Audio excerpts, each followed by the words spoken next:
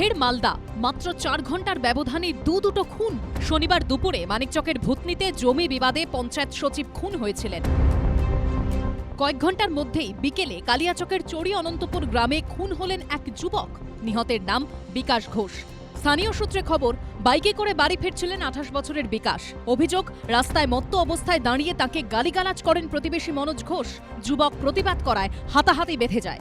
এরপর বাড়ি থেকে হাঁসুয়া এনে একে অপরের ওপর ঝাঁপিয়ে পড়েন। দুজনেই গুরুতর জখম হন। হাসপাতালে নিয়ে যাওয়ার পথেই মৃত্যু হয় বিকাশ ঘোষের। গুরুতর জখম হন মূল অভিযুক্ত মনোজ ঘোষ। তাঁকে মালদা মেডিকেল কলেজে ভর্তি করা হয়। মনোজ ঘোষ যে কোপিয়ে মার্ডার করেছে, সে মদ খেয়ে এদেরকে ভাষা খারাপ করে গাল দেয়। এরা বাইক নিয়ে যাচ্ছিল, ওর সঙ্গে সংঘর্ষ হয়, তখনই আবার বাড়ি এসে হাঁসুয়া নিয়ে আবার কোপাকুপি শুরু হয়ে। এই ঘটনায় 5 জনকে আটক করেছে কালিয়াচক থানার পুলিশ। এই ঘটনার কয়েক ঘন্টা আগেই শনিবার দুপুরে মানিকচকের ভূতনিতে খুন হন বিজেপি পরিচালিত দক্ষিণ চণ্ডীপুর গ্রাম পঞ্চায়েতের সচিব কমল মণ্ডল। তিনি তৃণমূলের প্রাক্তন পঞ্চায়েত সদস্য। হিরানন্দপুর গ্রাম পঞ্চায়েত এলাকার গোবর্ধন টোলা গ্রামে দুই পরিবারের মধ্যে পুরনো জমি বিবাদকে কেন্দ্র করে গন্ডগোল বাঁধে। স্থানীয় সূত্রে দাবি, কমল মণ্ডলের সঙ্গে তাঁর আত্মীয় ফেকন মণ্ডলের বচসা শুরু হয়। অভিযোগ, হাঁসুয়া দিয়ে কুপিয়ে খুন করা হয় পঞ্চায়েত সচিব কমল মণ্ডলকে। এই ঘটনায় মূল অভিযুক্ত ফেকন মণ্ডলকে গ্রেপ্তার করেছে মানিকচক থানার পুলিশ। একই দিনে কয়েক ঘন্টার ব্যবধানে পরপর খুন। এই নিয়ে তৃণমূলকে নিশানা করেছে বিজেপি। আইন শৃঙ্খলা সম্পূর্ণ ভেঙে পড়েছে। সমস্ত মানুষের কাছে, গ্রামেগঞ্জে এমনকি শহরের কাছে, অল্প বয়সীদের কাছে প্রচুর পরিমাণ অস্ত্র ঢুকে গেছে। পুলিশ কোনো অস্ত্র রিকভারি করে না, থানা কোনো নজরদারি দিচ্ছে না। পাল্টা জবাব দিয়েছে তৃণমূল।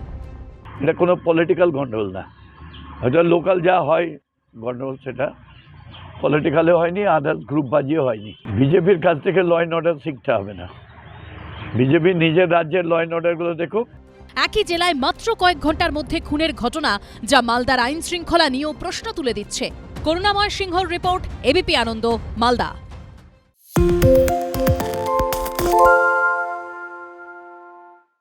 আরে চাটা দে ভাই, আমার একটা চা দেন।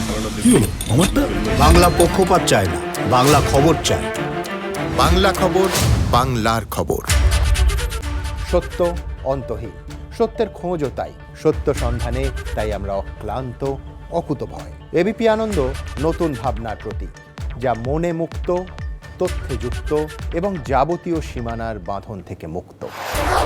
সীমা না শব্দটির মধ্যে লুকিয়ে আছে মানা শব্দটি, যেন চোখ রাঙানি এক অদৃশ্য বেড়াজাল, যা আটকে রাখে আমাদের এক ছোট্ট গণ্ডির মধ্যে।